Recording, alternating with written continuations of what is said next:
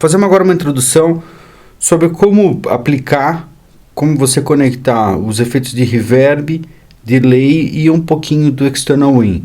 Até depois eu vou fazer um vídeo detalhando os tipos de reverb, os tipos de delay e o próprio external in, como usar o efeito de sidechain. E também depois a gente tem um outro efeito aqui bem interessante, que é o scatter. Mas basicamente hoje, agora, a gente vai se concentrar no reverb, no delay, como você realmente fazer a conexão. De uma certa forma, quando comecei a usar a TR, eu me bati um pouco nessa parte de aplicação, de efeitos, porque você tem meio que um caminho que você tem que seguir para as coisas realmente acontecerem. Então vamos lá tentar entender como que é esse caminho. Tudo começa aqui no Drum Select Instrument. Quando eu venho e bato aqui no Step de qualquer um desses três efeitos, eu tenho daí 8 alternativas aqui que eu posso selecionar. Então eu tenho 8 delays diferentes, eu tenho 8 efeitos de sidechain. Eu vou de início aqui selecionar, deixar o primeiro selecionado. No kit, você também precisa fazer uma modificação que é bem interessante e importante. Quando você vem no kit e aperta aqui no step, você pode selecionar quais canais, quais sons vão agir, vão passar pelo efeito ou não. Então eu peguei, por exemplo, o reverb, liberei em todos, e o delay, deixei só o snare ativado. Então, kit, instrumento, eu selecionei o tipo de efeito, no kit eu selecionei em qual som que ele vai agir.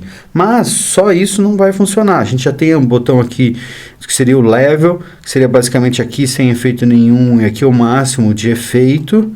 Mas se você não liberar para ele funcionar em certas posições, não vai acontecer. Então, por exemplo, eu vim aqui no TR Hack, eu peguei o aqui do reverb e liberei para ele tocar em tudo. Então vocês lembram do kit?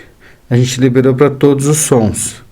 E se eu vier aqui, por exemplo, apertar no delay, no TR Hack, eu posso selecionar só alguns sons. Então eu fiz, por exemplo, que esse aqui, o delay ele vai agir só basicamente aqui nos primeiros 2 tempos e não vai agir no resto.